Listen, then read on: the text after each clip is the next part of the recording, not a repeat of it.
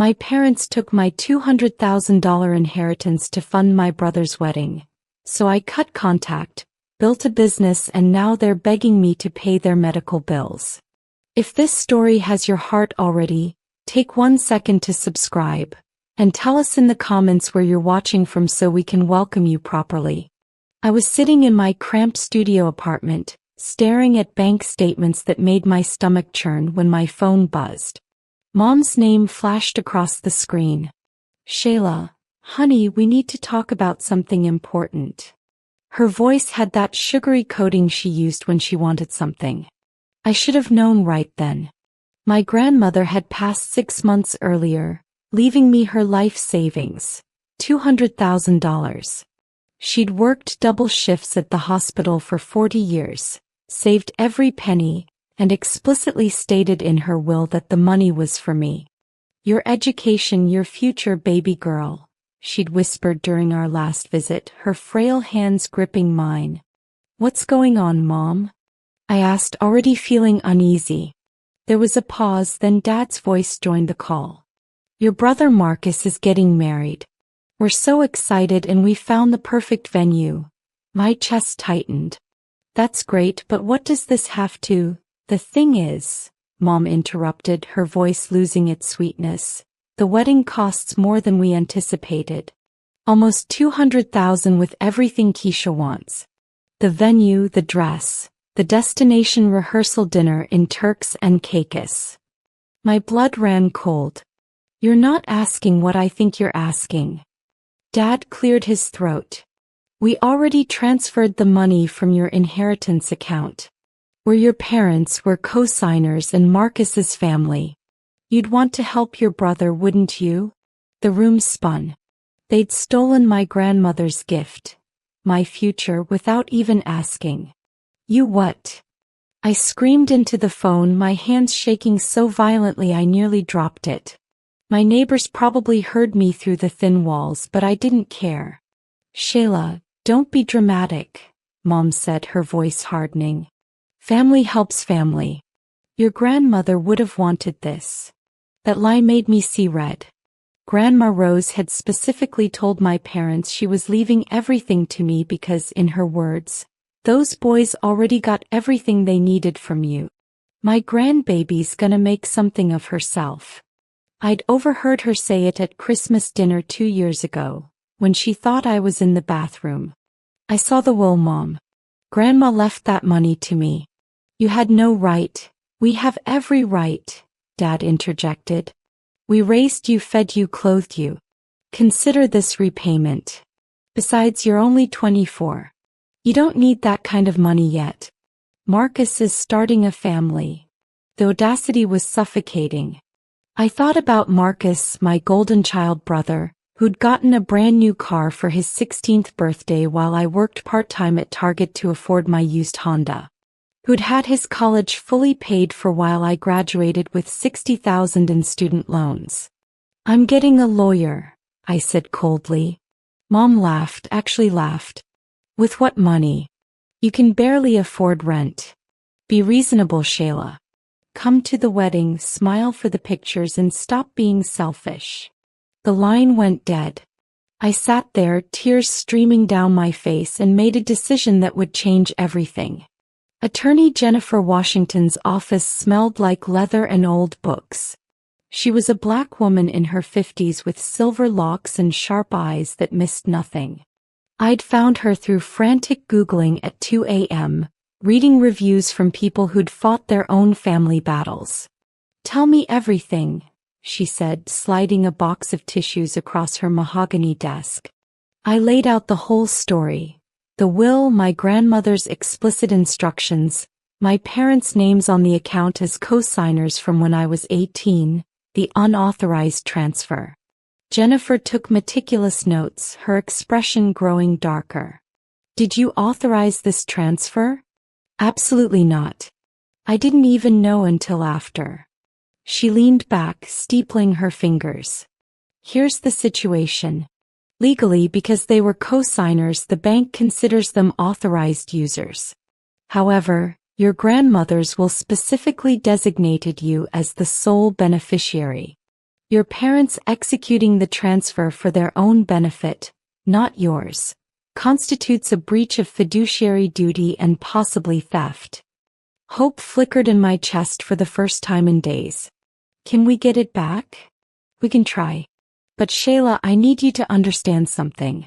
This will destroy your relationship with your family. Court battles are ugly, expensive, and emotionally devastating. Are you prepared for that? I thought about Grandma Rose working night shifts, saving quarters in a jar, going without so I could have piano lessons. My relationship with them is already destroyed. They just don't know it yet. Jennifer smiled, a warrior's smile. Then let's get started. Mom called 3 times before I finally answered. Sunday dinner. 4 o'clock.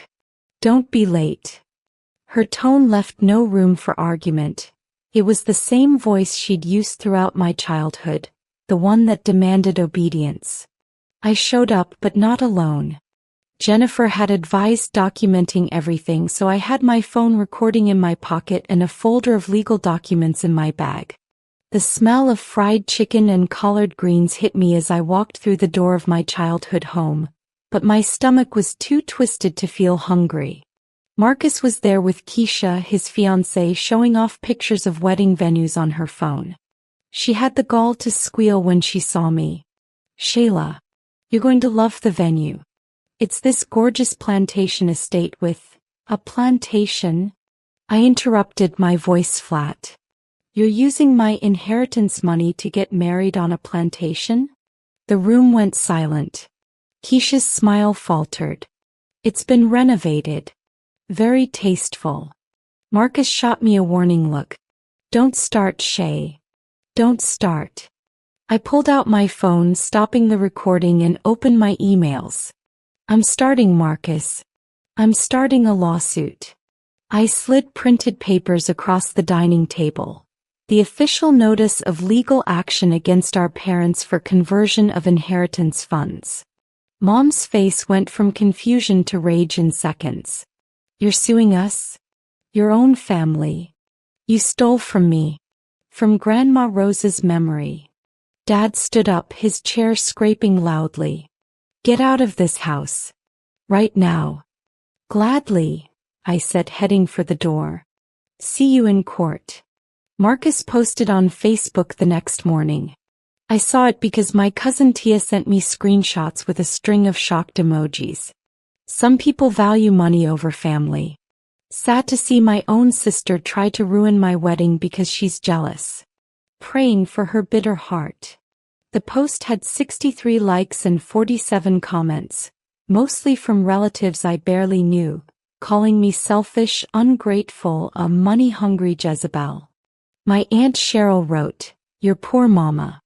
After everything she did for you." I wanted to throw my phone across the room.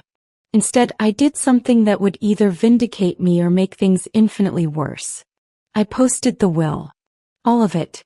Since we're airing family business online, here's my grandmother Rose Washington's will, stating clearly that her $200,000 life savings were left to me for my education and future.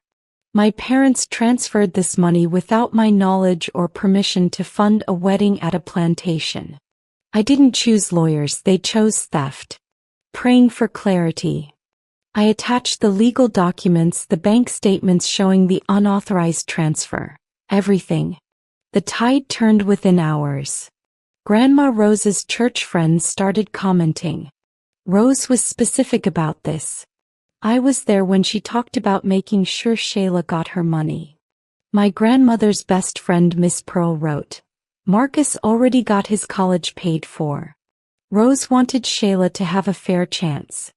This is wrong. Cousins who'd been silent started messaging me privately. I didn't know they actually stole it.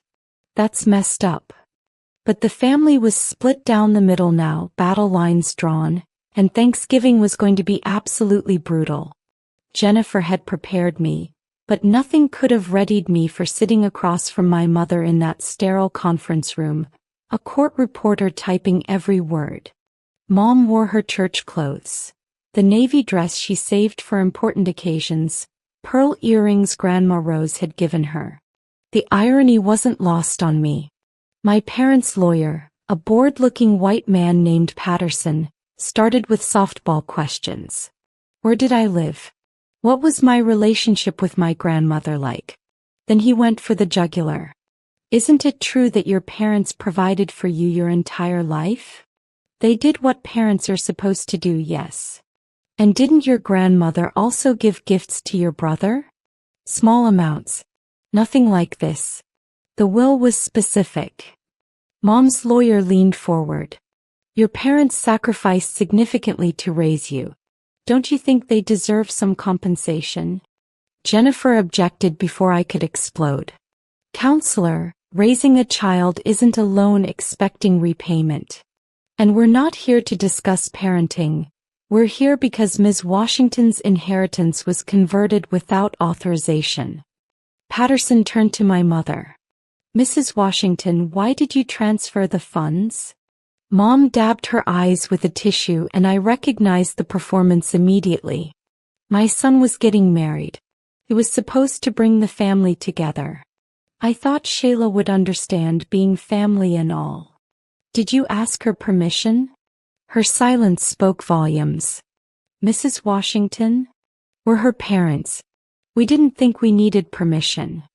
Jennifer made a note and I saw the corner of her mouth twitch. We had them.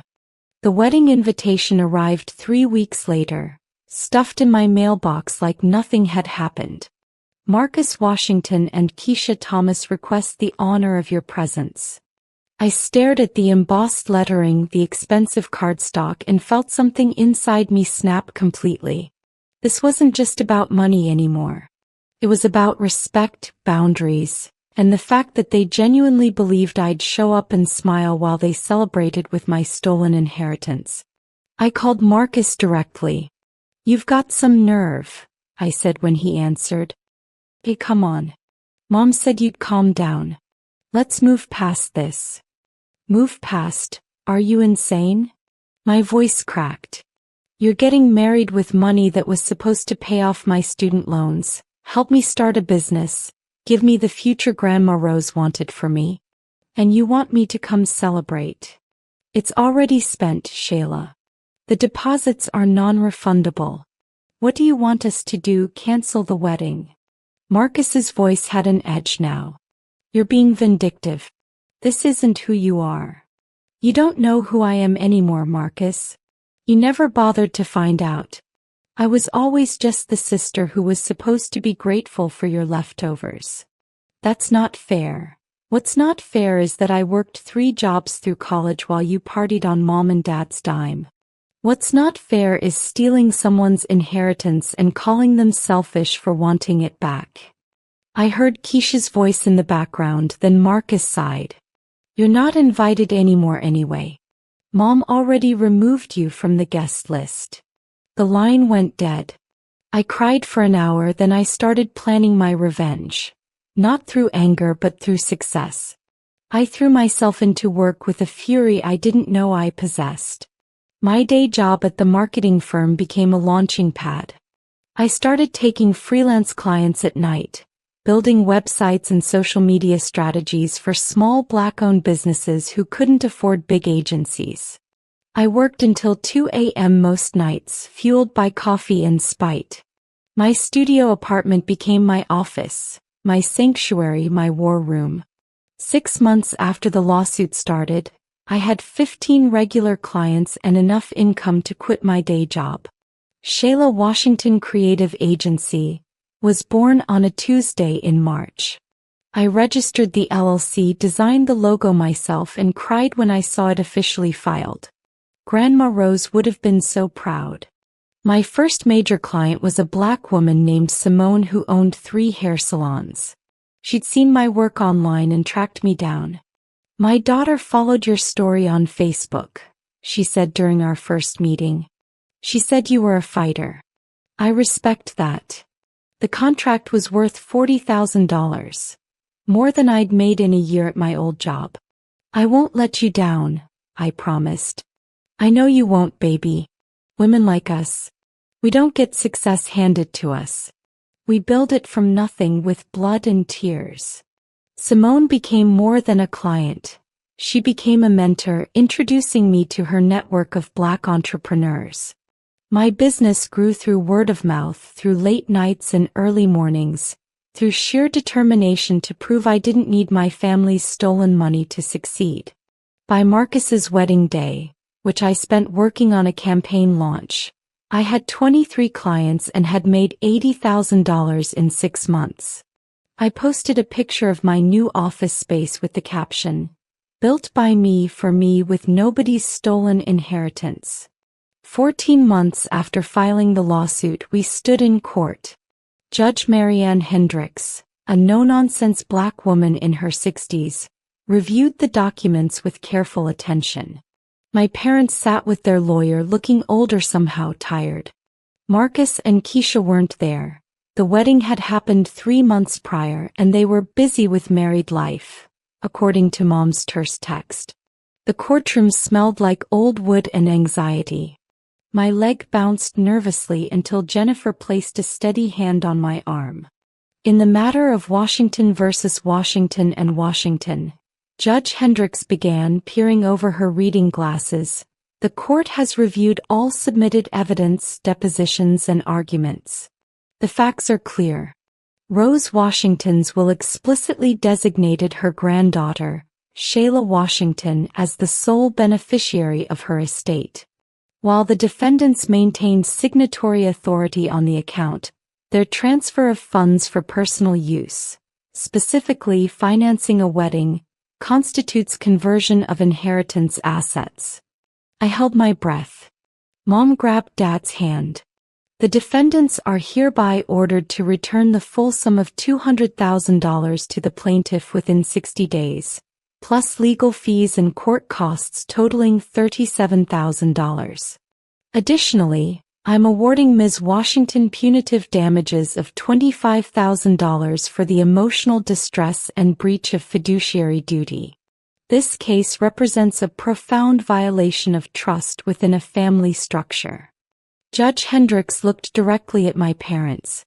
"You should be ashamed." The gavel struck and my entire body sagged with relief. Jennifer squeezed my shoulder. "We'd won." Outside, my mother approached me, mascara streaking her face. "I hope you're happy. You've destroyed this family." I looked at her, really looked at her, and felt nothing. "No, Mom. You did that when you chose money over honoring Grandma's wishes. I just refused to be a victim." Collecting the judgment was harder than winning it. My parents claimed they couldn't pay. The wedding had consumed everything. "We're broke, Shayla," Dad said during one of Jennifer's collection attempts. "You're going to force us into bankruptcy over this?" But I'd done my homework. They owned their house outright, had retirement accounts, 2 cars. Jennifer filed for asset seizure. The legal pressure mounted until they secured a loan against their house, paying me back in one crushing installment. The day $262,000 hit my account, I sat in my new office. A real office now with employees and a conference room, and felt hollow. I'd won, but the victory tasted like ash. My phone stayed silent. No calls from Mom on my birthday. No texts from Dad during holidays. Marcus had blocked me on everything. Extended family took sides and most chose my parents. Aunt Cheryl sent me one message. "You took your parents home as collateral. I hope that money keeps you warm at night because your family won't." But new family emerged. Simone invited me to her daughter's graduation. My assistant, Bria, a young Black woman I'd mentored, called me her professional big sister. My clients became friends, my network became community. I started a scholarship fund in Grandma Rose's name for young Black women pursuing business degrees. $20,000 a year, funded entirely by my company's profits. The first recipient, Jasmine, cried when I told her. "You don't even know me," she sobbed. "My grandmother didn't know you either," I said. But she knew what it meant to invest in someone's future. Now I'm doing the same. So I miss my mother's laugh. I missed Sunday dinners, even the complicated ones. I missed having a brother. Some nights I wondered if the money was worth the isolation. 3 years after the lawsuit settled, my phone rang at midnight. Unknown number. I almost didn't answer, but something made me pick up. Shayla. My cousin Tia's voice was thick with tears. It's your dad. He had a massive heart attack. He's in ICU at Grady Memorial. Your mom asked me to call. My hand flew to my mouth.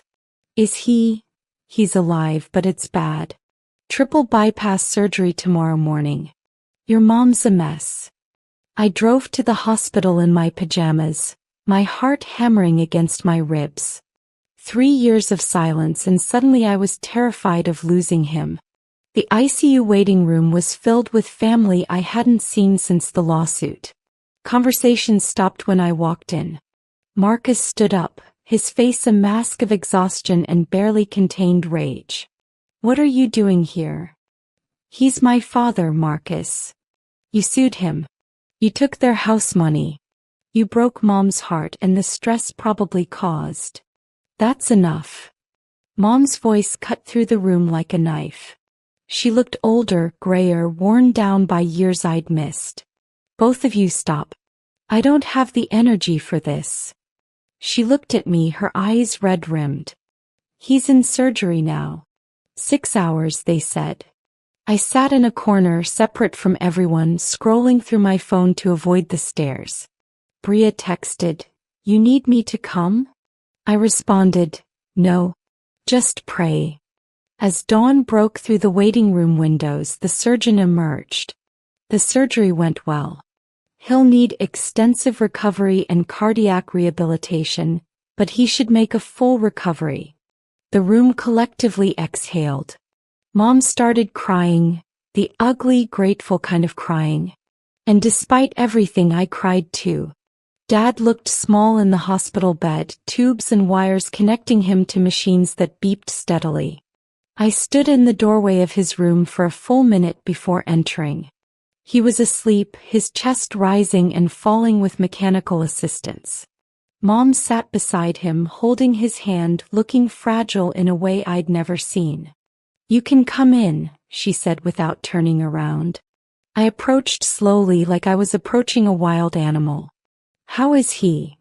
"Alive. That's what matters." We sat in silence, the machines providing the only soundtrack. Finally, Mom spoke.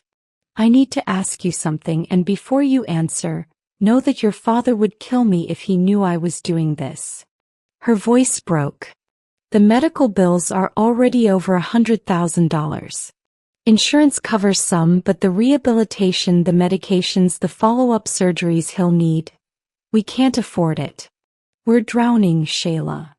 There was the real reason Tia had called. My jaw clenched. "You want money. After everything you want me to pay for, I want my husband to live." Mom's voice rose, then cracked. "I know I don't deserve to ask. I know what we did was wrong. I've known it was wrong since the moment we transferred that money, but Marcus was so excited and Keisha's family was so involved, and I thought you'd understand eventually.